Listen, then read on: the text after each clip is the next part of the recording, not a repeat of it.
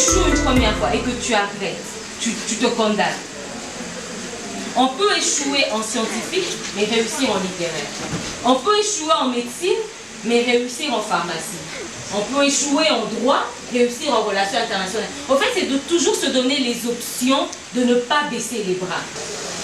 Mais aujourd'hui, on parle à des jeunes filles à qui on voudrait donner l'opportunité de comprendre. C'est vous qui allez faire que le Congo soit différent demain. Par les choix, les décisions, la force, la capacité de vouloir voir un Congo meilleur. Et surtout, je tiens à vous en parler parce que je sais qu'il y en a qui iront vivre peut-être à l'étranger. Et en allant là-bas, tu voudras tout prendre, tout copier. Je vous dis, tout n'est pas toujours à copier.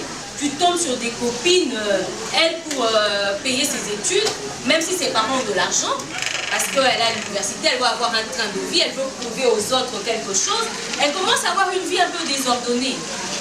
Est-ce que tu es obligé d'imiter cette fille-là? Est-ce que tu es obligé de faire comme elle? Je suis devant vous aujourd'hui parce que je voudrais que vous puissiez être des jeunes filles avec une ambition. Donc aujourd'hui, j'aimerais dire à une fille que l'échec d'aujourd'hui n'est pas nécessairement l'échec de demain. Donc, la femme que je suis, congolaise d'origine, se retrouve en 2017 avec un roman qui est mis en scène dans 3 continents par 3 metteurs en scène. Et être un auteur et vivre ça, c'est juste un peu le summum de quelque chose, hein, d'une certaine joie, parce que finalement, ces 3 autres œuvres qui existent, parce qu'ils sont signés par le metteur en scène, qui va avec, et c'est un nom qui s'en va. Mais je rêve d'être à un moment donné la femme la plus riche du monde, et j'y travaille. Notre corps nous appartient, on n'est pas obligé de commencer à le sectionner, à le donner, pour pouvoir réussir. On est en train de parler de rêver, on est en train de parler d'oser, de réaliser. Mais des fois, il y a aussi des mangeurs de rêves. Il y a des gens qui nous empêchent d'obtenir, d'aller vers nos objectifs.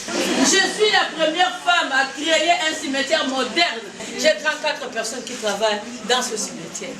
J'ai créé de l'emploi. À l'école Kuntwala, j'en ai au moins 80. Donc sur j'ai au moins 122 personnes que je paie chaque fin du mois. Je tenais d'abord à vous dire merci parce que vous êtes un grand modèle pour nous.